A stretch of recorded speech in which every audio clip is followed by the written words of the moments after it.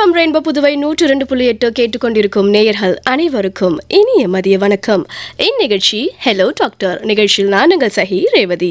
இன்னைக்கு hello doctor நிகழ்ச்சியில புகையில்லா இளைஞர் நலன் பிரச்சாரம் பற்றி விளக்கம் அளிக்க நமது நிலையத்திற்கு வருகை தந்திருக்காரு புதுச்சேரி தேசிய புகையிலை கட்டுப்பாட்டு திட்டத்தின் மாநில ஆலோசகர் டாக்டர் ஆர் சூரியகுமார் அவர்கள். வணக்கம் டாக்டர். வணக்கம் டாக்டர். இந்த புகையில்லா இளைஞர் நலன் அப்படின்னா என்ன? மத்திய அரசு இந்தியாவில் புகையிலை பழக்கத்தை குறைப்பதற்காக, குறிப்பாக இளைஞர்கள் மத்தியில் அதனுடைய பழக்கத்தை குறைப்பதற்காக இந்த புகையிலை இல்லா இளைஞர் நலன் பிரச்சாரம் அப்படின்றத கடந்த 3 ஆண்டுகளாக ஒவ்வொரு வருஷமும் 60 நாட்கள் சிறப்பாக கொண்டாடிட்டு வரோம். ஸோ இதன் முக்கிய எதிர்பார்ப்பு என்ன அப்படின்னா, புகையிலை பற்றிய தீமைகள் இளைஞர்கள் மத்தியில் குறிப்பாக பள்ளி கல்லூரிகளில் படிக்கக்கூடிய இளைஞர்கள் மத்தியில் இதனுடைய விழிப்புணர்வு ஏற்படுத்தணும், அவர்களுக்கு புகையிலை பற்றிய தீமைகளை தெரியப்படுத்தணும், ஆரம்ப நிலையிலேயே அவர்கள் அந்த பழக்கத்திற்கு ஆளாகாமல் இருக்கணும் அப்படின்ற ஒரு குறிக்கோளோட ஒரு குறிப்பிட்ட ஸ்ட்ராட்டஜிஸ் பேஸ் பண்ணி இந்த கேம்பெயின் 60 days ரன் பண்ணுறாங்க. இப்போ இந்த கேம்பெயின் மூலமாக இளைஞர்களிடம் அதிக விழிப்புணர்வு கிடைச்சிருக்குன்றது கடந்த 2 கேம்பெயினில் நாங்கள் பார்த்துருந்தோம். ஸோ அதனால் இந்த வருஷம் அடிஷ்னலாக இந்த கேம்பெயினை தொடர்ந்து நடத்துறதுக்காக மத்திய அரசு இந்த கேம்பெயினை கடந்த அக்டோபர் மாதம் 9ஆம் தேதி துவக்குனாங்க. இது நாளையோட இந்த கேம்பெயின் முடியுது. Okay doctor. இப்போ புகையிலை பழக்கத்திற்கு இளைஞர்களை தூண்டும் முக்கிய காரணங்கள்லாம் என்னென்ன? பொதுவாக எல்லாருமே சொல்கிற விஷயந்தான், நண்பர்களால் தான் இதனுடைய பழக்கம் முதல்ல ஆரம்பிக்குது அப்படின்றது. அந்த பியர் ப்ரெஷர்னு சொல்லுவோம், விளையாட்டாக ஆரம்பிக்கிறது பெரிய அந்த எக்ஸ்பெரிமெண்டேஷன். அதாவது அது என்ன இருக்குது, அதில் ஒரு ஆர்வம் எல்லாருக்கும், அதை செஞ்சு பார்ப்போம் அப்படின்னு தொடங்கக்கூடியது. அதுக்கப்புறம் அது பியர் ப்ரெஷர்னால் தொடர ஆரம்பிக்குது. அந்த தொடர்ச்சினால் என்ன ஆகுது அப்படின்னா அதுக்கு அடிமைப்பட ஆரம்பிக்கிறாங்க. இதை ஊக்குவிக்கும் விதமாக என்ன ஆகுது அப்படின்னா ஊடகங்கள், அதாவது மீடியா எக்ஸ்போஷர், நமது திரைப்படங்கள், சோஷியல் மீடியா, டிவி சேனல்ஸ் எல்லாத்துலேயுமே இந்த புகையிலையை ஊக்குவிக்கிற மாதிரி திரை காட்சிகளை அமைக்கிறதன் மூலமாக அதை ஒரு ஹீரோயிசம் அப்படின்ற ஒரு கான்செப்ட்குள்ளார கொண்டு போகிறதோ, இல்லை ஒரு காதல் தோல்வியினால் ஏற்படக்கூடிய விரக்தியிலையுமே புகையிலையை பயன்படுத்தலாம், இல்லை மற்ற போதைப் பொருட்களை பயன்படுத்தலாம் அப்படின்ற திரை காட்சிகள் வர்றதுனால மாணவர்கள் அது மேலே ஈர்ப்பு அதிகமாகுது. இது தாண்டி சும்மா அந்த போர்டம் சொல்லுவோம், ப்ளஷர் அண்ட் ரிலாக்ஸேஷன். கிளைமேட் நல்லா இருக்குது, இப்போ மழை காலம், குளிருக்கு வெப்பத்தை தரக்கூடிய ஒரு பொருள் அப்படின்னு சொல்லி அந்த புகையிலையை தவறாக பயன்படுத்தக்கூடிய போக்கும் எல்லார் இடத்துலையும் இருக்குது. இது தவிர்த்து எக்ஸாம்ஸில் சரியாக பர்ஃபார்ம் பண்ணாமல் போகிறது, படிப்பில் கவனம் சிதறது, இந்த மாதிரி காரணங்கள்னாலையும் சில பேர் இதை பயன்படுத்துகிறாங்க. ஒரு சில பேர் பார்த்திங்க அப்படின்னா மன அழுத்தம், குடும்ப சூழல், இல்லைனா பள்ளி கல்லூரிகளில் இருக்கக்கூடிய மன அழுத்த சூழல் காரணமாக அதை பயன்படுத்துறதுக்கு தள்ளப்படுகிறாங்க. அது ஒரு விதமாகவும் சொல்லலாம், இல்லை அவங்களே அந்த பழக்கத்தை ஆரம்பிக்கிறாங்க அப்படின்றதையும் நம்ம எடுத்துக்கலாம். ஸோ முதல் விஷயம், அது ஒரு ஆர்வ கோளாறில் எக்ஸ்பெரிமெண்டேஷனுக்காக ஆரம்பித்து ஒரு பியர் ப்ரெஷர் மூலமாக ஒரு மீடியா எக்ஸ்போஷரில் அதை தான் செய்கிற விஷயம் சரின்றதை ஆணித்தரமாக நம்ப ஆரம்பிக்கிற அளவுக்கு அவங்க மனசில் அதை பதிய வைக்கிறதுனால தான் இந்த பழக்கத்திற்கு நிறைய இளைஞர்கள் குறிப்பாக பள்ளி பருவத்திலிருந்தே இதை ஆரம்பிக்கிறதுக்கான வாய்ப்புகளை அதிகமாக இருக்கும். இது இல்லாமல் நம்மளுடைய சமுதாயத்துலேயுமே புகைப்பழக்கம் அப்படின்றது என்ன ஒரு சிகரெட் தானே, அதனால் என்ன, ஒன்றும் இல்லை, பையன் ஒன்றும் கெட்டு போயிட மாட்டான் அப்படின்ற ஒரு கான்செப்ட்ஸ்க்கு கொண்டு வரக்கூடிய சோஷியல் மீடியா போஸ்ட் அதுவுமே இப்போ ரொம்ப அதிகமாக இருக்குது. அந்த மீடியா போஸ்ட்டில் பார்த்திங்க அப்படின்னா புகைப்பிடிப்பதுன்றது ஊக்குவிக்கிற மாதிரி உள்ள நிறைய சப்போர்ட்டிங், அதாவது தவறான முன்னுதாரணங்கள் கொண்ட வீடியோக்கள், இல்லைன்னா தவறான முன்னுதாரணங்கள் கொண்ட தரவுகள், எவிடன்சஸ்ன்னு சொல்லுவோம், அதெல்லாம் நாங்கள் கொடுக்கறதுனால ஸ்மோக்கிங் நல்லது தான் அப்படின்றதை தப்பாக ப்ரொபகண்டா பண்ணுறதுனாலையும் இதை யூஸ் பண்ண ஆரம்பிக்கிறாங்க.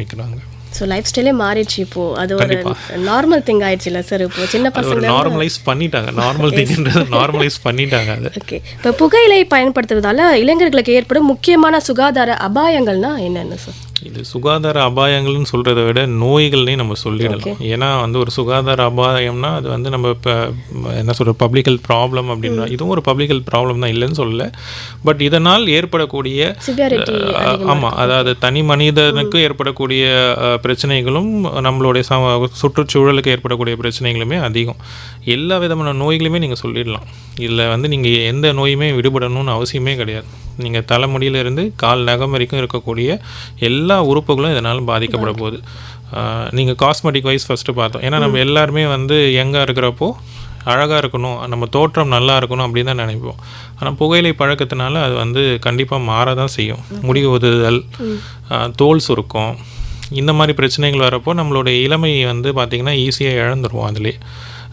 ரெண்டாவது கேன்சர் மாதிரியான தொற்றா நோய்கள், வாய் புற்றுநோயிலிருந்து நுரையீரல், கணைய புற்றுநோய், வயிற்றுப்புண், அதனால் ஏற்படக்கூடிய குடல் புற்றுநோய், நம்மளுடைய சிறுநீரக பாதிப்பு, கல்லீரல் பாதிப்பு, இப்படி வந்து நம்ம உணவு குழாய் முதற்கொண்டு உள்ளே இருக்கக்கூடிய உறுப்புகள் அனைத்துமே வந்து பாதிக்கப்படுது.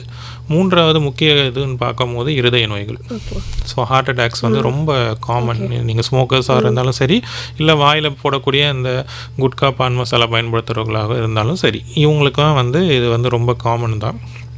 இது இல்லாமல் கேட்ராக்ட் நோய்கள், ஸோ அது வந்து ரொம்ப ப்ரிடாமினண்ட்டாக வந்து பார்த்திங்கன்னா கண்டினியூஸ் எக்ஸ்போஷர் டு அந்த புகை, சிகரெட்ஸ் இல்லைன்னா பீடி அந்த மாதிரி உள்ள புகைக்கும் பொருட்களை வந்து எக்ஸ்போஷர் அதிகமாக இருக்கிறப்போ அந்த மாதிரி நோய்கள் வரும்.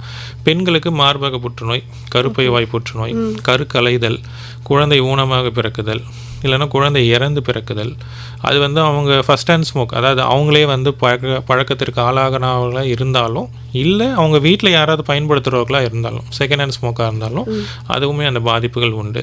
இதில் தேர்ட் ஹேண்ட் ஸ்மோக்குன்னு சொல்லக்கூடிய அந்த புகையிலையே ஒரு வீட்டுக்குள் பயன்படுத்துறதுனால அந்த சாம்பல் ஆஷஸ் வந்து அப்படியே பரவி இருக்கும். ஸோ அதை வந்து குழந்தைகள் வந்து உரசிட்டு போகிறதுனால, அதை நாக்க வச்சு நக்கிறதுனால, அந்த ஃபர்னிச்சர்ஸ், மேட்ஸு, தரைகளில் இருக்கிறதுனால அவங்களுக்கு தோல் நோய்கள், கண்ணு புற்றுநோய், வாய் புற்றுநோய், அந்த மாதிரி தொந்தரவுகளும் வருது. ஸோ நீங்கள் நீங்கள் இதில் இல்லாத நோய்களே கிடையாது, எல்லாமே எடுத்துக்கலாம், தாராளமாக எடுத்துக்கலாம். இதில் வந்து நீங்கள் ஸ்டைலுக்காக எடுத்தாலும் சரி, இல்லை வந்து சில பேர் வந்து சொல்லுவாங்க சளி பிடிச்சிருக்கு, நீ வந்து இதில் வந்து தைலம் தடவி புகையை போல பழத்தை எடுத்தீங்கன்னா உனக்கு வந்து நல்லா சீக்கிரமாக சரியாயிடும். உண்மை அது கிடையவே கிடையாது. நாங்கள் தைலம் தடவுறதே தப்புன்னு தான் சொல்லுவோம். அதை வேறு புகையிலையில் தடவி நீங்கள் வந்து பயன்படுத்துறது வந்து இன்னும் வந்து உங்களோட நுரையீரலை சீக்கிரமாக அழிச்சிரும். இது புதுசாக இருக்குது, உண்மையிலே அப்படிலாம் நடக்கும் நிறைய. அது இப்போ காலேஜ் ஸ்டூடெண்ட்ஸில் ரொம்ப காமனாக இருக்குது. அதுவும் இந்த சீசனில் வந்து ரொம்ப ப்ரிடாமினண்ட்டாக இருக்குது. எங்ககிட்ட வரும்போதே எங்களுடைய ஹாஸ்பிட்டல்ஸ்லேயே வந்து நிறைய பேர் வந்து எங்ககிட்டயே சொல்லியிருக்காங்க அதெல்லாம். ஸோ இந்த மாதிரி பயன்படுத்தினேன், அதனால் ரொம்ப தொண்டை எரிச்சல் வந்திருக்கு, வாயெல்லாம் புண்ணாயிடுச்சு, எதையுமே சாப்பிட முடியல, எங்களால் எதுவும் முழுங்க முடியல, எச்சில் கூட முழுங்க முடியாத அளவுக்கு வந்து ரணமாக இருக்குது உள்ள அப்படின்னு நம்ம பார்க்குறப்போ, ஒரு சில பேருக்கு நம்ம எண்டோஸ்கோப்பிலாம் போடும்போது இந்த உணவு குழாய் மொத்தமும் வந்து பாதிப்படைஞ்சு புண்ணாகி அந்த இடத்துல வந்து சில பேருக்குலாம் சீழ் வச்சிருக்கக்கூடிய நிலைமை கூட வந்திருக்கு. ஸோ அதனால் இந்த தவறான கண்ணோட்டம், அதனால் அந்த பழக்கம், அதனால் ஏற்படக்கூடிய நோய்கள், அந்த நோய்களை தீர்க்கக்கூடிய வழிமுறைகள்னு பார்த்திங்கன்னா முக்கால்வாசி கேன்சர்ஸ் வந்து நம்மளால் பெருசாக வந்து அட்ரஸ் பண்ண முடியாமல் போயிடுது. ஸோ அதனாலேயே வந்து நிறைய இறப்புகள் நம்ம வந்து உலகத்தில் வந்து புகையிலைனால் ஏற்படுது. ஸோ அதனால் தவிர்க்கக்கூடிய இந்த இறப்புகளை இந்த ஒரு பழக்கத்தை விடுவதனால் மட்டும் இல்லை, அந்த பழக்கம் இருப்பவர்களையும் நம்ம விட்டுட்டாலே ரொம்ப பெட்டராக தான் இருப்போம் நம்ம. டாக்டர், அடுத்ததா இந்த சிகரெட் மற்றும் பிற புகையிலை தயாரிப்புகள், இதனால் வந்து இளைஞர்களுக்கு என்ன மாதிரி ஆபத்துக்கள்லாம் இருக்குது? இந்த ஆபத்துகள் பற்றி சொல்வதற்கு முன்னாடி, இந்த சிகரெட் என்பது வந்து இந்திய அரசாங்கத்தால், நம்ம புதுச்சேரி அரசாங்கத்தாலும் தடை செய்யப்பட்ட ஒரு பொருள். அதை நம்ம வந்து பயன்படுத்துவதே வந்து அபராதம், இல்லைன்னா சிறை தண்டனை வரைக்கும் கொண்டு போகக்கூடிய அதுக்கு தனி சட்டமே உண்டு. Prohibition of electronic cigarettes act அப்படின்னு 2019 சொல்லுவோம். ஸோ அதை பயன்படுத்துறது முதல்ல தவறு. ரெண்டாவது, அதை ஏன் தடை பண்ணாங்க அப்படின்ற பார்க்குறப்போ வந்து பார்த்திங்கன்னா, இது நார்மல் சிகரெட்ஸை விட பாதிப்புகளை வந்து ரொம்ப அதிக அளவில் கொடுத்துச்சு. உதாரணத்துக்கு வந்து பார்த்திங்க அப்படின்னா, சிகரெட்ஸ் என்பது வந்து பேட்டரி ஆப்ரேட்டட் டிவைசஸ். ஸோ அதனால் வந்து அதை வாயில் வைத்து புகைக்கும் பொழுது அது சில சமயம் வந்து அந்த பேட்டரி மால் ஃபங்க்ஷன்ஸ்னால, இல்லை டிவைஸ் மால் ஃபங்க்ஷனால் வெடித்து வாயெல்லாம் வந்து கிழிஞ்சிருது. அந்த மாதிரி ஒரு நிலைமைக்கு வந்து நிறைய பேர் வந்து சர்ஜரி வரைக்கும் கொண்டு போகணும் நிலைமையில் இருந்துச்சு. ரெண்டாவது, அதில் இருக்கக்கூடிய அந்த நிக்கோட்டின் அளவு, நார்மல் சிகரெட்ஸில் இருக்கக்கூடிய நிக்கோட்டின் அளவை நம்மளால் வந்து அளவிட முடியும். ஒரு சிகரெட்டில் வந்து 2.75 மில்லிகிராம் வந்து நிக்கோட்டினில் இருந்து 4லேருந்து 5 மில்லிகிராம் வரைக்கும் தான் நிக்கோட்டின் அளவு இருக்கும். அதுக்கு மேலே வந்து நம்ம சந்தையில் இருக்கக்கூடிய முக்கால்வாசி சிகரெட்ஸில் வந்து நிக்கோட்டின் அளவு அதுக்கு மேலே போகிறதுக்கு வந்து வாய்ப்புகள் இல்லை. அது அந்த அளவுக்குள்ளே தான் வச்சுருக்காங்க எல்லாமே. பட் இந்த சிகரெட்ஸில் வந்து நம்ம எடுக்கக்கூடிய ஒரு ஸ்மோக், அதாவது ஒரு வேப்பிங் சொல்லுவோம், அந்த ஒரு வேப்லேயே வந்து பார்த்திங்கன்னா 15லேருந்து 20 மில்லிகிராம் அளவுக்கு நிக்கோட்டின் கூட வந்து நமக்கு கிடைக்கும். ஸோ அதை வந்து கண்ட்ரோல் பண்ணுறதுக்கு எதுவும் கிடையாது. ஒரு டிவைஸ்க்குமே அது வந்து மாறும். சிலது வந்து 10 இருக்கும், சிலது வந்து 15 இருக்கும். அது மாதிரி நம்ம எவ்வளோ தூரம் அதுலேருந்து உறிஞ்சி எடுக்கிறோமோ அதை பொறுத்துமே அதனுடைய நிக்கோட்டின் கண்டென்ட்டுமே மாறும். ப்ளஸ் ஹெவி மெட்டல்ஸ் நம்ம மெர்க்குரி, லெட், ஜிங்க் போன்றவைகள் ரொம்ப அதிகமாக இருக்கும். நீங்கள் நோய்கள் அப்படின்னு பார்த்தீங்கன்னா முதல் வந்து நான் பாதிப்பு சொல்லிட்டேன். அதை பயன்படுத்துகிற போது அது வந்து தவறாக வந்து வெடிச்சிருச்சுன்னா ஆட்டோமேட்டிக்கலாக வந்து நம்மளுக்கு ஒரு இன்ஜுரி நடக்குது. ரெண்டாவது, இதனால் கிடைக்கக்கூடிய அந்த ஹெவி மெட்டல்ஸ்னால வரக்கூடியது நம்மளுக்கு முக்கியமாக வந்து பார்த்திங்கன்னா நார்மல் சிகரெட்டை விடவே இது வந்து நம்மளுக்கு மூளை பாதிப்புகளை ரொம்ப அதிகமாக தரக்கூடிய ஒரு நிலையில் இருக்குது. நிறைய பேருக்கு வந்து பார்த்திங்க அப்படின்னா வந்து மூளையில் கட்டிகள், இல்லைனா ரத்தம் உறைந்து போகுதல், அதில் இருக்கக்கூடிய அந்த மெர்க்குரியன் சிங்க்னால வந்து நமக்கு நுரையீரல் பைகள் எல்லாமே வந்து சிதைஞ்சு போய் காற்று பைகளே நம்மளுக்கு சுவாசத்துக்கு வந்து சரியாக இல்லாமல் போயிடும். ஸோ அந்த அளவுக்கு ஒரு தொந்தரவு கொடுக்கக்கூடியது தான். இதில் ஒரு விஷயம் என்னென்னா, நார்மல் சிகரெட் எடுக்கணும் அப்படின்னா நம்ம வந்து ஒரு ரூமை விட்டோ இல்லை ஆஃபீஸ் விட்டோ வெளியில் போக வேண்டிய நிலையில் இருப்போம். பட் சிகரெட்ஸ் பொறுத்த வரைக்கும் பார்த்திங்க அப்படின்னா ரூம்குள்ளாரே பயன்படுத்தக்கூடிய ஸ்மோக்லெஸ் டைப்லாமே நிறைய அதில் வந்து இருந்தது. ஸோ அதனால் வந்து ஒரு சிகரெட்டை பயன்படுத்துவதுடைய அளவு வந்து பார்த்திங்க சிகரெட்டில் வந்து அதிகமாகிட்டு தான் போச்சே வழியே குறையவே இல்லை. ஸோ நிறைய பயன்பாடு வந்து அதிகமாக ஆரம்பித்தது. உட்கார்ந்த இடத்துல அதை யூஸ் பண்ணுறதுனால அடிக்கடி அதை பயன்படுத்தக்கூடிய நிலையும் வந்து கொண்டு போக ஆரம்பித்தாங்க. அதில் அந்த வேப்பிங் வந்து அதிகப்படுத்தக்கூடிய அந்த கேட்ரேஜஸுமே வந்து 600-700 வேப்பிங் எடுக்கிற மாதிரி ஒரே கேட்ரேஜில் கொண்டு வந்தாங்க. ஸோ இந்த மாதிரிலாம் கொண்டு வரும்போது இதனுடைய பாதிப்புகள் ரொம்ப அதிகமாக போச்சு. Plus flavours. ஸோ இதில் வந்து நம்ம நார்மல் சிகரெட்டில் இருக்கக்கூடிய அந்த கசப்பு தன்மையை போக்குறதுக்காக இந்த நிக்கோட்டின் கேட்ரிஜஸ் எல்லாத்துலேயுமே வந்து எல்லா கைண்ட் ஆஃப் ஃப்ளேவர்ஸ்லேயுமே வந்து கொடுக்க ஆரம்பித்தாங்க. பர்டிகுலராக ஸ்கூல் சில்ட்ரனை இதை வந்து கவர் பண்ணுறதுக்காக. ஸோ அந்த ஃப்ளேவர் கிடைக்கிறப்போ வந்து அவங்களுக்கு பிடிச்ச அந்த ஒரு ஃப்ளேவரை வந்து ஒரு சாக்லேட்டோ ஒரு மேங்கோ வெண்ணிலா ஃப்ளேவர்லேயோ வரும்போது குழந்தைகள் அதை வந்து அதிக அளவில் பயன்படுத்த ஆரம்பித்ததுனால தான் இதை அவாய்ட் பண்ண ஆரம்பித்தோம். நோய்கள் இதில் வந்து தனியாலாம் நான் எதுவும் சொல்ல, முன்னாடி சொன்ன சிகரெட்டில் இருக்கக்கூடிய எல்லா விதமான கேன்சர்ஸ்லையுமே இதில் வந்து ரொம்ப அதிகம். பர்டிகுலராக சென்ட்ரல் நர்வஸ் சிஸ்டம், அதாவது நம்ம நரம்பு மண்டலத்தை பாதிக்கக்கூடிய அளவு வந்து பார்த்திங்கன்னா சிகரெட்ஸில் கொஞ்சம் அதிகமாகவே இருந்தது. அண்ட் ஹார்ட் அட்டாக்ஸ் வந்து இதில் ரொம்ப காமனாக இருந்தது. ஏன்னா நீங்கள் எடுக்கக்கூடிய வேப்பிங் அளவு வந்து அதிகமாக போக போக இருதயம் வந்து பாதிப்புகள் வந்து ரொம்ப அதிகமாக இருந்துச்சு. மற்ற மெல்லும் வகை புகையிலைகள் அப்படின்னு பார்த்தீங்கன்னா அதுவுமே வந்து தடை செய்யப்பட்டிருக்கு தான். புதுச்சேரியில் வந்து அதற்கான செப்பரேட் ஒரு தடையானையை நம்ம வந்து வச்சுருக்கோம். இந்த தனியான தடையானை ஏன் வச்சுருக்கோம் அப்படின்னா, இந்த மாதிரி மெல்லும் வகை புகையிலையில் எந்த விதமான புகையிலை பொருட்களும் இல்லை நிக்கோட்டின் கலந்த உணவுப் பொருட்களோ விற்பனை செய்யக்கூடாது அப்படின்றதுக்கான ஒரு தடையானை வந்து நம்ம வச்சுருக்கோம். அதை மீறி விற்பனை செய்கிறவங்களுக்கு நம்ம வந்து அபராதம் விதிக்கிறோம். சில பேருக்கு வந்து சிறை தண்டனைகள் வாங்கி கொடுக்குறோம். இதில் என்ன பிரச்சனை அப்படின்னா, இதை அடிக்கடி வந்து ஸ்கூல் சில்ட்ரன் வந்து ஒரு காமனாக இதில் ஒரு மெல்லும் வகை புகையிலை வகையை வந்து வாயில் வந்து அடக்கி வச்சுக்கிறாங்க. அப்படி வச்சுக்கிறப்ப அது என்ன ஆகுது அப்படின்னா, அந்த இடத்த வந்து அதை வந்து கொஞ்சம் கொஞ்சமாக அரிக்க ஆரம்பித்து அந்த இடத்துல வந்து புண் உண்டு பண்ணுது. அந்த புண் வந்து நாலு பின்ன வந்து அவங்க சரியாக அதை கவனிக்கலை அப்படின்னா அது ஆறா புண்ணாக போயிட்டு ரணமாக மாறி வாய் புற்றுநோயாக கொண்டு போய் விடக்கூடிய பாதிப்புகள் ரொம்ப அதிகம். ரெண்டாவது, அதனால் வந்து ஏற்படக்கூடிய வாய் துர்நாற்றம், பல் சொத்தை, இல்லைன்னா பல் வந்து அரிப்பு ஏற்பட்டு பல் வந்து விழப்போகிறது. அதுக்கப்புறம் வந்து அதை எச்சில் முழுங்கிட்டே இருக்கிறதுனால தொண்டை புற்றுநோய். இதில் ரொம்ப காமன் வந்து அந்த ஸ்மோக்லெஸ் டொபாக்கோன்னு சொல்லக்கூடியதை வந்து இந்த வாய் புற்றுநோயும் தொண்டை புற்றுநோய் தான் ரொம்ப காமனாக நம்ம பார்க்கலாம். நிறைய நம்மளுடைய திரைப்படங்களை பார்க்குறப்போ அதில் நம்ம சுனிதான்னு சொல்லக்கூடிய ஒரு அம்மையார் வந்து நம்மளுக்கு வந்து ஒரு விழிப்புணர்வு ஏற்படுத்துறதுக்காக ஒரு வீடியோ வந்து டெலிகாஸ்ட் பண்ணுவோம். அதில் அந்த அம்மையார் பயன்படுத்தினது வந்து மெல்லும் வகை புகைகளை தான். அதனால தான் அவங்களுக்கு வாய் புற்றுநோய் ஏற்படுத்தி அவங்கள தாடையை வெட்டி எடுக்கிற நிலைமைக்கு வந்துருக்காங்க. ஸோ அந்த மாதிரி ரீகன்ஸ்ட்ரக்டிவ் சர்ஜரி பண்ணியுமே அவங்கள காப்பாற்ற முடியாத நிலைமையில தான் போய் அவங்க இறந்து போயிட்டாங்க. ஸோ இது நம்ம எந்த புகையிலை வகையாக இருந்தாலும் சரி, அது மெல்லும் வகையோ வேப்பிங் டைப்ஸோ இல்லைனா வந்து ஸ்மோக்கிங் டைப்ஸோ இல்லை கன்வென்ஷனல் நார்மலாக நம்ம கடைகளில் கிடைக்கக்கூடிய சிகரெட்ஸோ அதில் நீங்கள் மென்தால் போட்டு இருந்தாலோ இல்லை லவங்கம் போட்டு இருந்தாலோ நீங்கள் மின்ட்டு போட்டு இருந்தாலோ எது போட்டு இருந்தாலும் சரி, எந்த ஃப்ளேவர் இருந்தாலும் எதுவுமே உங்களுக்கு மாற்ற போது கிடையாது. நிறைய பேர் நினச்சிருக்காங்க ஃபில்டர் சிகரெட் பிடிக்கிறதுனால வந்து அது எல்லாம் ஃபில்டர் ஆகி வரும்ன்ட்டு. அந்த ஃபில்டர் என்னன்றதை நாங்களும் இது வரைக்கும் தேடிட்டு இருக்கோம். அதுக்குள்ளார ஒன்றுமே கிடையாது. எல்லாருக்கும் தெரிகிறதுக்காக சொல்கிறோம். அந்த சிகரெட்டை நீங்கள் வெட்டி பார்த்தீங்க அப்படின்னா அதுக்குள்ளே பஞ்சு மட்டும்தான் இருக்கும். பஞ்சு வந்து உங்களுக்கு பெருசாக வந்து எதையுமே ஃபில்டர் பண்ண போகிறது. ரெண்டாவது, இந்த லைட் சிகரெட்ஸ்னு சொல்கிறது, அதாவது வந்து மற்ற சிகரெட் வகைகளை கம்பேர் பண்ணும்போது இந்த லைட் சிகரெட் வகைகள் வந்து பார்த்திங்கன்னா அதாவது குறைவான அளவுக்கு கேடு விளைவிக்கும் பொருட்களை வச்சுருக்கு அப்படின்றாங்க. கிடையவே கிடையாது. நாங்கள் எல்லா சிகரெட்டையும் எங்களுடைய லேப்ஸ் உண்டு. அதாவது இந்தியாவில் வந்து 3 லேப் வச்சுருக்கோம். 3 லேப்லேயுமே எல்லா வகையான சிகரெட்களையும் நாங்கள் வந்து பரிசோதித்து பார்த்ததில் எல்லாத்துலேயும் ஒரே வகையான தீங்கு விளைவிக்கக்கூடிய நிக்கோட்டின் மற்றைய ஹெவி மெட்டல்ஸ் எல்லாமே இருக்க தான் செய்யுது. அது இல்லாமலாம் எங்கேயுமே கிடையாது. அதனால் தயவு செஞ்சு வந்து நான் என் உடல் நலத்தை பாதுகாக்கிறதுக்காக நான் லைட் சிகரெட் பிடிக்கக்கூடிய நபர்கள் எல்லாருக்கும் சொல்லிக்கிறது வந்து ஒன்று தான். உங்கள் உடல்நலத்தை நீங்கள் வந்து எந்த சிகரெட்டை பயன்படுத்தினாலும் அழிச்சிட்டு தான் வரீங்க. முக்கியமாக உங்களுடைய நுரையீரலை சீக்கிரமாக அழிச்சிட்டு வரீங்க. அதனால் ஏற்படக்கூடிய பாதிப்புகள் உங்களுக்கு அன்னைக்கு தெரியாது. நாளை பின்ன நம்ம வந்து ஒரு படி ஏறுறதுக்கோ இல்லைனா வந்து ஒரு ஹெவியான வேலை செய்யும் போது அந்த மூச்சு திணறல் வரும். அது வரும்போது நம்மளுக்கு அந்த பாதிப்புகள் தெரிய ஆரம்பிக்கும்.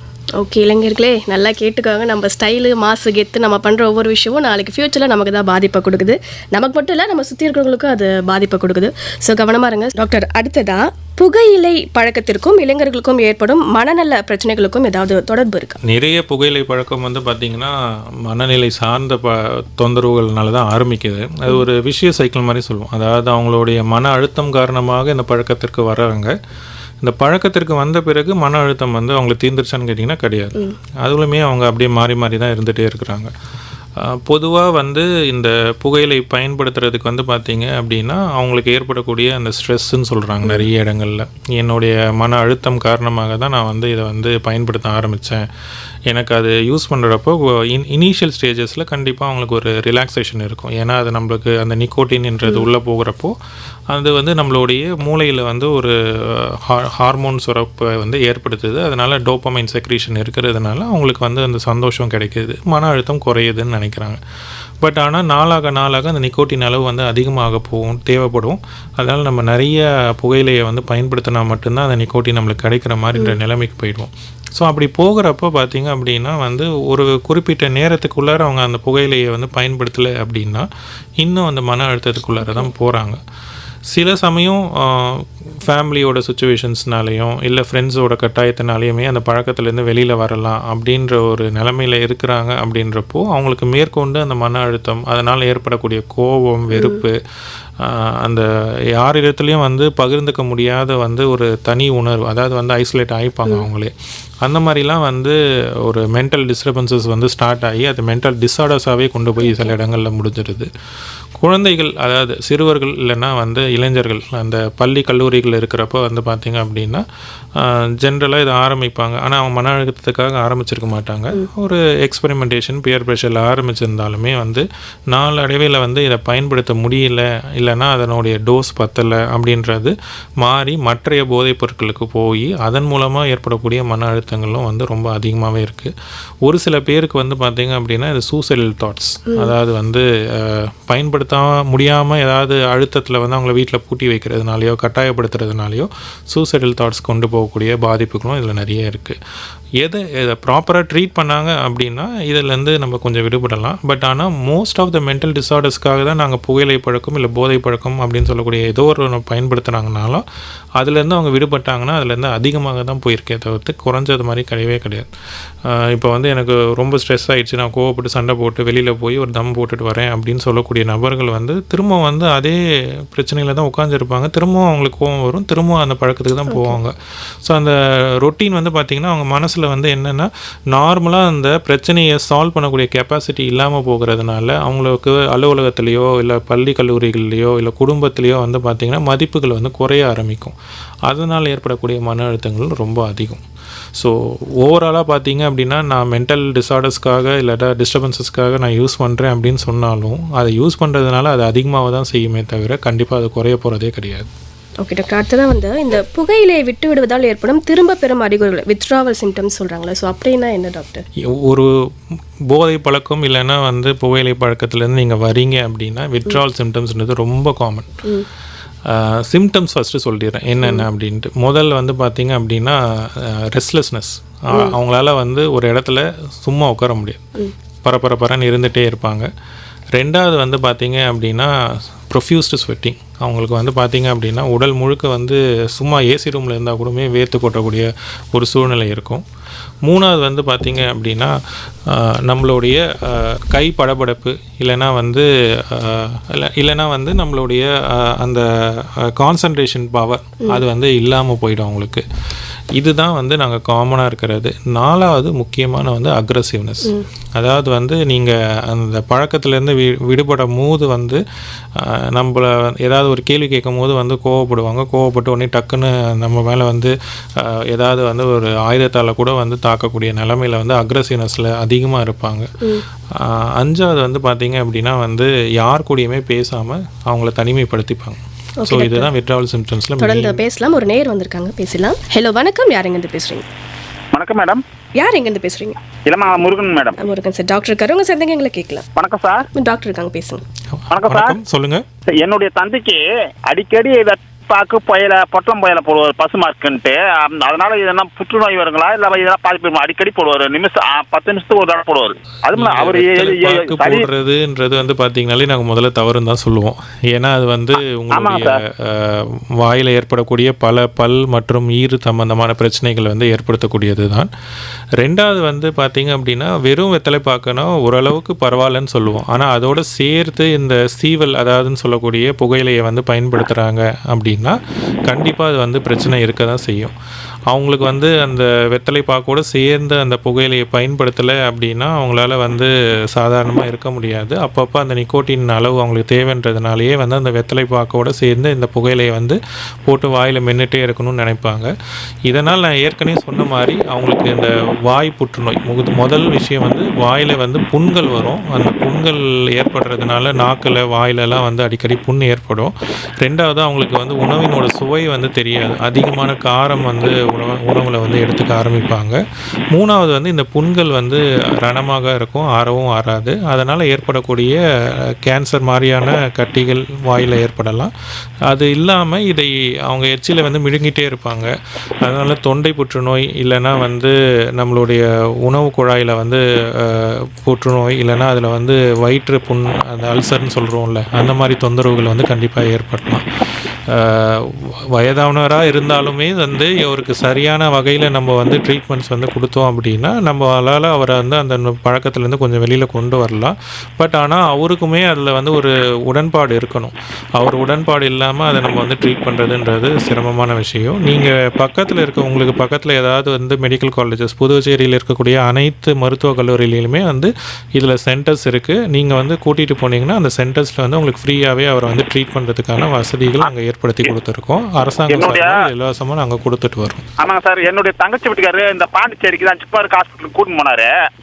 உயர்நிலையில் வந்து ஆப்ரேஷன் பண்ணணும்னா அவருக்கு இரும்பு அடிக்கடி வரதுனால நீங்கள் வெத்தலைப்பாக்கு புயல எதுவும் போய் சேர்த்துக்கூடாது அப்படின்ட்டு மருத்துவர் வந்து ஏதோ ஆலோசனை சொல்லியிருக்காரு. அது தங்காமல் சொல்லாத எழுந்து வெளியே வந்துட்டாருங்களாம். வந்து அந்த வந்த இதுக்கு வந்து அந்த வெத்தலைப்பாக்கு புயல எல்லாம் எவ்வளோ சேர்த்து போட்டாரோ தெரியல. பாத்ரூம் போனாரு, கீழே பண்ணிட்டுக்கிறாரு. அந்த டைம்ல அதான் அடிக்கடி போறாரு. அது நிறுத்தத்துக்கு நீங்க அவரை மட்டுமே வெளியில வரணும்னு நினைக்கிறத விட நீங்களும் அவரோட சேர்ந்து தான் அந்த பழக்கத்துலேருந்து அவர் வெளியில கொண்டு வர முடியும். அதாவது வந்து அவரால் வந்து அந்த புகையிலை பழக்கத்தை விட்டுட்டு வெளியில வந்தாருன்னா கண்டிப்பாக வந்து அவருக்குன்னு சொல்லி சில தொந்தரவுகள் நான் இப்போ தான் சொல்லி முடித்தேன். அதாவது வந்து உடம்பு வந்து நடுங்கிறது, அவரால் வந்து எந்த ஒரு விஷயத்தையும் வந்து கான்சென்ட்ரேட் பண்ண முடியாதது, கோவப்படுறது, எரிஞ்சு விடுறது, இந்த மாதிரி தொந்தரவுகள் இருக்க தான் செய்யும். நீங்கள் வந்து அதை ரிப்பீட்டடாக அதுக்கு ப்ராப்பரான ட்ரீட்மெண்ட்ஸ் உண்டு, மருந்துகள் உண்டு. அந்த மருந்துகள் எடுத்துக்கிறது மூலமாக அவரை வந்து அந்த சிம்டம்ஸ்லேருந்து நம்ம கொண்டு வரலாம். ரெண்டாவது ஃபேமிலி சப்போர்ட்டுன்னு ஒன்று இருக்கணும். அந்த ஃபேமிலி சப்போர்ட் நம்ம கரெக்டாக அவர் கொடுத்து அவரை வந்து ப்ராப்பராக நம்ம வந்து பார்த்துக்கிட்டோம் அப்படின்னா அது வந்து ஒரு முக்கியமான விஷயம். மூணாவது ரொம்ப முக்கியமான விஷயம் வந்து அதை யூஸ் பண்ணக்கூடிய நபர்களை வந்து நம்ம பழக்கம் இல்லாமல் இருக்கிறது தான். இந்த நபர்கள் வந்து என்ன பண்ணுவாங்கன்னா, நம்ம யூஸ் பண்ணிகிட்டே இருப்போம், அதுலேருந்து விட்ராவல்லேருந்து நம்ம ட்ரீட்மெண்ட்லாம் எடுத்துகிட்டு வெளியில் வந்தவொடனே பார்த்தீங்க அப்படின்னா திரும்ப அவர்களோட புகையிலையோடு சேர்றப்போ அவர் அந்த பழக்கத்துக்கு வந்து திரும்ப போகிறதுக்கான வாய்ப்புகள் ரொம்ப அதிகமாக இருக்கும். இதனோட சேர்ந்த மற்றைய பழக்கங்கள் வேறு ஏதாவது போதைப் பொருட்கள் பயன்படுத்துகிறாரான்னு பாருங்கள். அதுக்கும் சேர்த்து கரெக்டான ட்ரீட்மெண்ட்ஸ் கொடுத்தீங்கன்னா தான் ரெண்டுமே விட்டு நம்ம வெளியில் வர முடியும். ஏன்னா இப்போ யூஸ் பண்ணுறாங்க அப்படின்னா இதோடு நிறுத்த மாட்டாங்க. வேறு ஏதாவது போதைப் பொருட்கள் அதில் குடிப்பழக்கம் அந்த மாதிரி ஏதாவது இருக்கும், அதையும் நம்ம அட்ரஸ் பண்ணணும். அதெல்லாம் அட்ரஸ் பண்ணணும் அப்படின்னா நம்ம ஹாஸ்பிட்டல் அட்மிஷனில் வச்சு தான் பண்ணணும். அதுக்கு நம்ம வந்து ப்ராப்பர் கேரோட தான் நம்ம பண்ண முடியும் சார். நீங்கள் வந்து ஒரு நாள் 2 நாளில் இவர் மாறுவாங்கன்னா கண்டிப்பாக மாற மாட்டாங்க.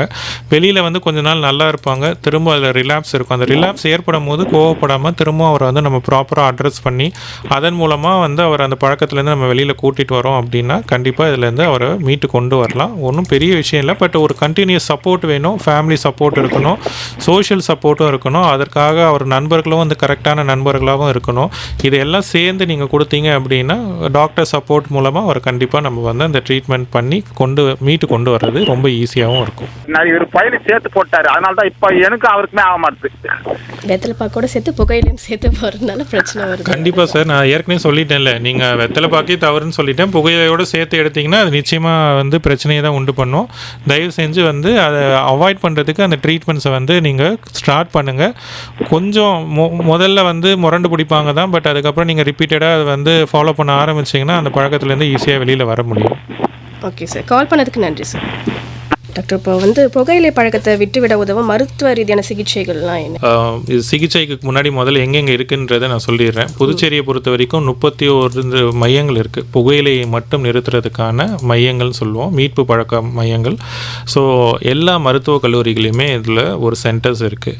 அது போக நம்மளுடைய சேதராப்பட்டு அரசு ஆரம்ப சுகாதார நிலையம், நம்மளுடைய நெட்டப்பாக்கம் அரசு ஆரம்ப சுகாதார நிலையம், பாகூர் அரசு ஆரம்ப சுகாதார நிலையம், காலாப்பட்டு அரசு ஆரம்ப சுகாதார நிலையம், லாஸ்பேட் அரசு ஆரம்ப சுகாதார நிலையம், Karikalampakkam community health centre. So இங்கே 6 சென்டர்ஸ்லையுமே இருக்குது. இது இல்லாமல் மெடிக்கல் காலேஜஸோடைய ரூரல் சென்டர், அர்பன் சென்டர்னு சொல்லிட்டு மொத்தம் 31 சென்டர்ஸ் வந்து பாண்டிச்சேரியில் புகையிலைக்காக மட்டும் எக்ஸ்க்ளூசிவாக ட்ரீட்மெண்ட், மெடிசன்ஸ் எல்லாம் ஃப்ரீ ஆஃப் காஸ்ட்டில் நம்ம கொடுத்துட்ருக்கோம். எல்லா இடத்துலையுமே வந்து நம்மளுக்கு டாக்டர்ஸ் அவைலபிள் இருக்காங்க, ப்ளஸ் கவுன்சிலர்ஸ், சைக்காலஜிஸ்ட்டும் நம்மளுக்கு இருக்காங்க. நீங்கள் இந்த சென்டர்ஸ்க்கு வந்து போகிறதுனால உங்களுக்கு ப்ராப்பரான கவுன்சிலிங், ட்ரீட்மெண்ட், மெடிசன்ஸ் 3மே உங்களுக்கு கிடைக்கும். ஸோ இதை நிறுத்துறதுக்கு ட்ரீட்மெண்ட் அப்படின்னு பார்த்தீங்க அப்படின்னா எல்லாருக்குமே மருந்து கொடுக்கணுமானா கண்டிப்பாக கிடையாது. ஆரம்ப நிலையில் இருக்கிறவங்க இல்லை ரொம்ப நாள் பயன்படுத்துகிறவங்க எப்படி இருந்தாலும் அவர்களுடைய மனநிலை முதல்ல பொறுத்தது தான். எல்லாருக்கும் மருந்து வந்து சில பேர் ஆரம்ப நிலையில் இருக்கிறவங்க மருந்து கொடுப்போம், சில பேர் ரொம்ப நாள் பயன்படுத்துகிறவங்களாம் இருப்பாங்க. ஆனால் அவங்களுக்கு மருந்தே கொடுக்காம கவுன்சிலிங் மூலமாக மட்டுமே வந்து ட்ரீட்மெண்ட்ஸும் கொடுக்கலாம். தொடர் கவுன்சிலிங் தான் இதுக்கு முதல் ட்ரீட்மெண்ட். அவங்க வந்து நான் ஏற்கனவே சொல்லிட்டேன், பேஷண்ட் உடன்பட்டு வரணும். பேஷண்ட்டை வந்து நம்ம கம்பல் பண்ணி கூட்டிகிட்டு வர்றதுனால இதில் வந்து பெருசாக வந்து எங்களுக்கு ரிசல்ட்ஸ் வந்து வந்தது கிடையாது. பேஷண்ட்டே உடன்பட்டு வந்தாங்க அப்படின்னா ரிசல்ட்ஸ் வந்து நல்லாவே இருக்குது, 100% அதுலேருந்து வெளியில் வராங்க. ரெண்டாவது, இதுக்கான comes, nicotine comes and patches வந்து இருக்குது. அது வந்து நாங்கள் ப்ராப்பர் மெத்தட் உண்டு. தயவு செஞ்சு இது வந்து ஓவர் த கவுண்டர் நீங்களே வந்து போய் மெடிக்கல்ஸில் வாங்கி பயன்படுத்தாதீங்க, அது தவறான முறை. அப்படி அதை பயன்படுத்துறதுக்குன்னு ஒரு முறை இருக்குது, அது எவ்வளவு எடுக்கணுன்ற டோஸுமே ஒரு முறை இருக்குது. இதில் நீங்கள் எல்லாமே வந்து டிவியில் போடுறாங்க, அதனால் நாங்கள் அதை வந்து வாங்கி யூஸ் பண்ணி பார்த்தோம், அது வந்து எங்களுக்கு சரி வரலன்னு சொல்லிவிடுவாங்க, எங்ககிட்டே வந்து சொல்லுவாங்க. பட் அந்த மாதிரி வந்து ஓவர் த கவுண்டர்ஸ் வந்து தயவு செஞ்சு யூஸ் பண்ணாதீங்க. So counselling with proper medicines and continuous follow up, இது 3மே இருந்துச்சுன்னா கண்டிப்பாக இதிலிருந்து நம்ம வெளியில் வர முடியும், 100% முடியும். ஓகே டாக்டர், இப்போ இந்த உடற்பயிற்சி மற்றும் விளையாட்டுகள் வந்து புகையிலை பழக்கத்தை குறைக்க உதவுமா? இப்போது இந்த கவுன்சிலிங் அண்ட் ட்ரீட்மெண்ட்ஸ் வரக்கூடிய எல்லாரையுமே வந்து நாங்கள் ஒரு ஆக்டிவிட்டி வந்து கண்டிப்பாக ஃபாலோ பண்ண சொல்கிறோம். அவங்களுக்கு பிடிச்ச மாதிரி உள்ள உடற் சார்ந்த ஒரு பயிற்சிகளை வந்து எடுப்பதன் மூலமாக அவங்களுக்கே அந்த டிஃப்ரென்ஸ் தெரிய ஆரம்பிக்கும். ஸோ புகையிலை பயன்படுத்துறதுனால ஏற்பட்ட உடல் உபாதைகள்லேருந்து வெளியில் வந்துடுவாங்க. ப்ளஸ் இந்த ஆக்டிவிட்டீஸை ஃபாலோ பண்ணுறதுனால ஒரு ஹெல்த்தியர் லைஃப் ஸ்டைலுக்கும் அவங்க போக ஆரம்பிச்சிருவாங்க. ஸோ ரெண்டுமே அவங்களுக்கு ஒரு பாசிட்டிவ் அப்ரோச்சை கொடுக்க ஆரம்பித்தோடனே பேஷண்ட்ஸ் வந்து பார்த்திங்க அப்படின்னா ஈஸியாக அந்த ஹேபிட்டில், அந்த பழக்கத்தில் இருந்து வெளியில் வர்றது வந்து ரொம்ப கன்வீனியண்ட்டாக இருக்குது அவங்களுக்கு. என்ன மாதிரி ஆக்டிவிட்டி அப்படின்னா, எந்த விதமான ஆக்டிவிட்டியோ அது பேஷண்ட் கன்வீனியண்ட்டாக இருந்துச்சு அவங்களுக்கு. ஒரு சில பேர் எனக்கு வாக்கிங் போகிறது பிடிச்சிருக்கு, ஒரு சில பேர் யோகா பயிற்சி பண்ணுறது பிடிச்சிருக்கு, ஒரு சில பேர் எனக்கு வந்து சைக்கிளிங் பண்ணுறது பிடிச்சிருக்கு அப்படின்வாங்க.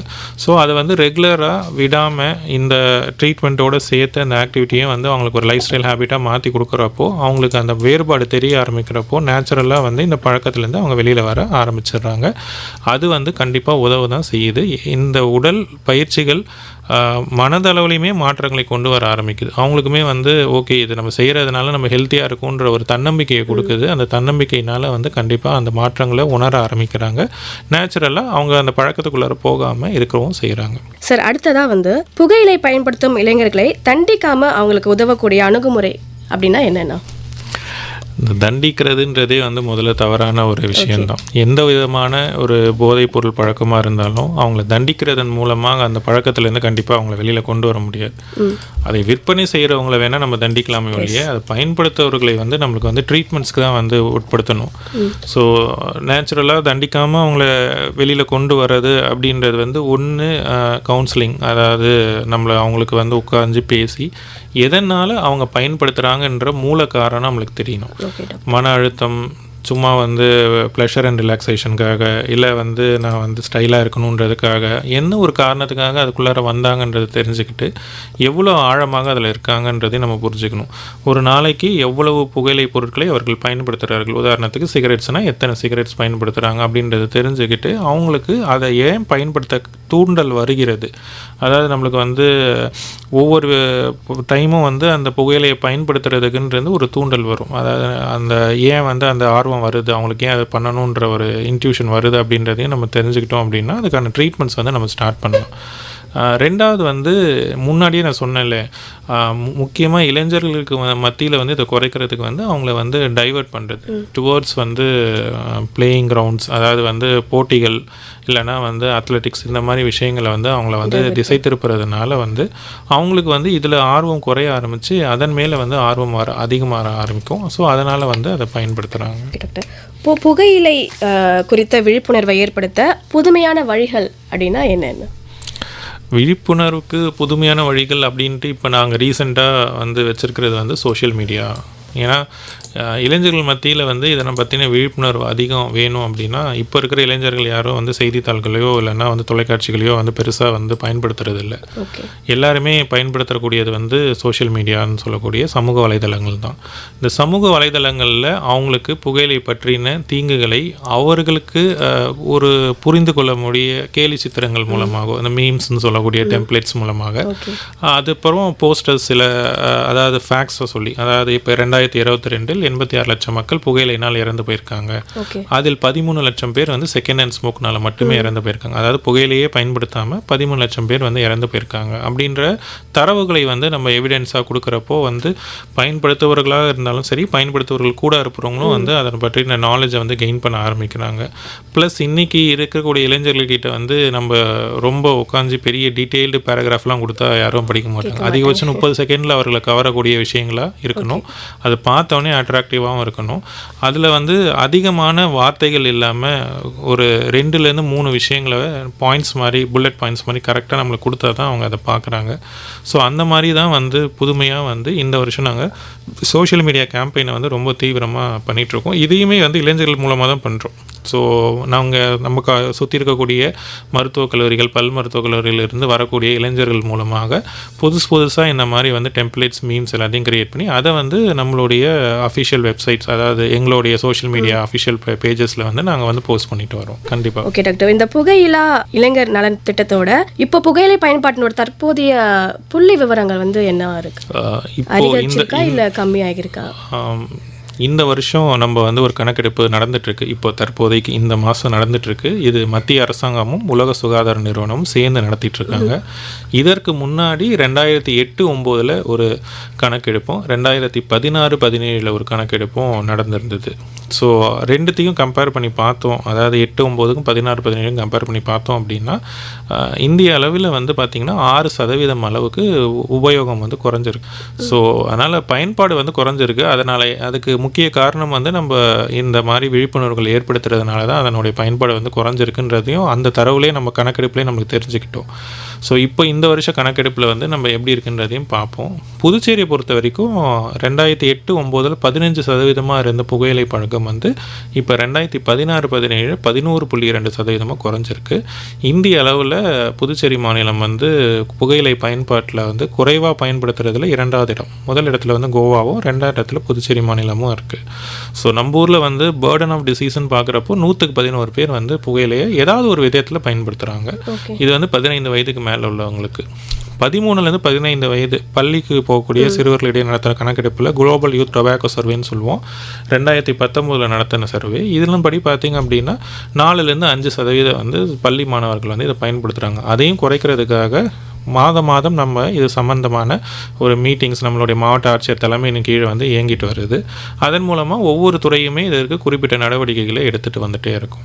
ஓகே டாக்டர், இப்போ புகையிலை இல்லா வாழ்க்கையை வாழ்வதன் நீண்ட கால நன்மைகள் என்னன்னு நம்ம யங்ஸ்டர்ஸ்க்கு நீங்கள் சொல்லிட்டீங்கன்னா, ஒரு ஹெல்த்தி டிப்ஸ் மாதிரி இல்லை அட்வைஸ் மாதிரி நீங்கள் கொடுத்துட்டிங்கன்னா நல்லாயிருக்கும். சரி, உங்களுக்கு ஹெல்த்தி டிப்ஸ் கொடுக்கறதுக்கு முன்னாடி பொதுமக்கள்கிட்ட வந்து என்னுடைய ஒரு வேண்டுகோள் தான். முக்கியமாக வந்து புகையிலை விற்பனை செய்யக்கூடிய விற்பனையாளர்களுக்கான வேண்டுகோள், தயவு செய்து உங்களுடைய கடை, பள்ளி இல்லை கல்லூரி, ஏதாவது ஒரு எஜுகேஷனல் இன்ஸ்டிடியூஷன், ஏதாவது ஒரு பள்ளி கல்விக்கு 100 கஜம், அதாவது 100 யார்ட்ஸ் 92 மீட்டருக்குள்ளார உங்கள் கடைகள் இருந்தால் புகையிலையை விற்பனை செய்வது சட்டப்படி குற்றம். அதனால் தயவு செஞ்சு நீங்கள் அந்த விற்பனையை வந்து நிறுத்திடுங்க.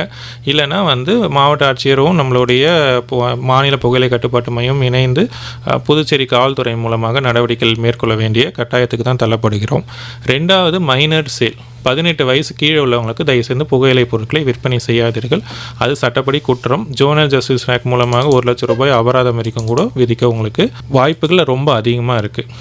3வது பொது இடத்தில் புகையிலை பயன்படுத்துகிறத தவிர்த்துக்கோங்க. இது பொதுமக்கள் எல்லாருக்குமே நான் ஒரு வேண்டுகோளாக வச்சுருக்கேன்.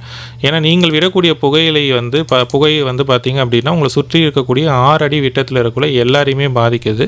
அதனால் பொது இடத்தில் புகையை பயன்படுத்தாதீர்கள். நம்மளுடைய மாநிலத்தை, இந்தியாவை வந்து புகையிலை எல்லா ஒரு மாநிலமாக மாற்றணுன்ற எண்ணத்தினால இதை கேட்டுக்கிறேன். ஸோ திரும்பவும் சொல்கிறேன், 100 யார்ட்ஸ்குள்ளார சேல் இருக்கக்கூடாது. பள்ளி மாணவர்கள் இல்லைன்னா 18 வயது கீழே உள்ளவர்களுக்கு யாருக்குமே சேல் பண்ணக்கூடாது. பொது இடத்தில் புகையிலையை வந்து பயன்படுத்தாமல் தவிர்த்துக்கோங்க. சரிங்களா? உங்களுக்கு இளைஞர்களுக்கு மட்டும் இல்லை, பயன்படுத்தக்கூடிய எல்லாருக்குமே ஹெல்த்தி டிப்ஸாக இதை வச்சுக்கோங்க. நீங்கள் புகையிலையை விட்ட சரியான 6 மணி நேரத்திலிருந்து உங்கள் உடலில் வந்து மாற்றங்கள் ஏற்பட ஆரம்பிச்சிடும். அதனால் வந்து நீங்கள் விட்டுட்டிங்கன்னா, ஐயோ நான் இவ்வளோ நாள் யூஸ் பண்ணிட்டேனே, இப்போ விட்டால் மட்டும் எனக்கு என்ன ஆகிட போகுதுன்னு நினைக்க வேண்டாம். கண்டிப்பாக உங்களோட உடல் வந்து பழைய நிலைமைக்கு மாறுவதற்கு வெறும் 6 மணி நேரம் போதும். 6 மணி நேரத்துலேருந்து உங்களுடைய உடலில் வந்து உங்களுடைய கரிமில வாயு, ஆக்சிஜன் கண்டென்ட் எல்லாமே வந்து சேஞ்ச் ஆகும். உங்களுடைய மூச்சு திணறல் இல்லைனா வந்து நுகரும் தன்மை, சாப்பிடும் தன்மையெல்லாம் 1 மாதத்தில் சரியாயிடும். கிட்டத்தட்ட 5லேருந்து 10 வருஷத்துக்குள்ளே உங்களுடைய ஹார்ட் ப்ராப்ளம்ஸ் எல்லாமே நார்மல் ஆகிடும். 15 வருஷத்தில் வந்து பார்த்திங்கன்னா ஹார்ட் அட்டாக் வந்து இல்லாமலே கூட உங்களுக்கு உடல் வந்து பழைய நிலைமைக்கு வந்துடும். அதனால் ஹெல்த்தி டிப்ஸ் அப்படின்றது வந்து ஒரு ஸ்டைலுக்காக இல்லைனா மற்றவர்களை கவருவதற்காக மட்டும் நீங்கள் வந்து புகையிலை பொருட்களை வந்து பயன்படுத்த வேண்டாம். தயவுசெய்து எந்த விதத்துலையுமே என்ன மாடலில் வந்தாலும், எந்த ஃபார்மில் வந்தாலும், என்ன மாதிரி பேக்கிங்கில் கொடுத்தாலும் அது வந்து தவறு தான். அதை தயவு செஞ்சு பயன்படுத்தாதீங்க. மேலும் எங்களை தொடர்பு கொள்ள மாநில புகையிலை கட்டுப்பாட்டு மையம், ஆம்பூர் சாலைக்கு நீங்கள் எப்போனாலும் வந்து எங்களை சந்திக்கலாம். இல்லைன்னா தொலைபேசி மூலமாகவும் அழைக்கலாம். ஓகே டாக்டர், நிகழ்ச்சியோட நிறைவு தருணத்துக்கு வந்தாச்சு. இன்றைக்கி புகையில்லா இளைஞர் நலன் திட்டம் பற்றி நிறைய விஷயங்களை கூட ஷேர் பண்ணிங்க. கண்டிப்பாக நம்ம நேயர்களுக்கு வந்து ரொம்ப ரொம்ப யூஸ்ஃபுல்லாக வந்திருக்கும். ஸோ நம்ம நிலையத்தின் சார்பாகவும் நேயர்கள் சார்பாகவும் நன்றி டாக்டர். அனைவருக்கும் எங்கள் மாநில புகையிலை கட்டுப்பாட்டு மையம் சார்பாக நன்றினை தெரிவித்துக்கிறோம். நன்றி சார்.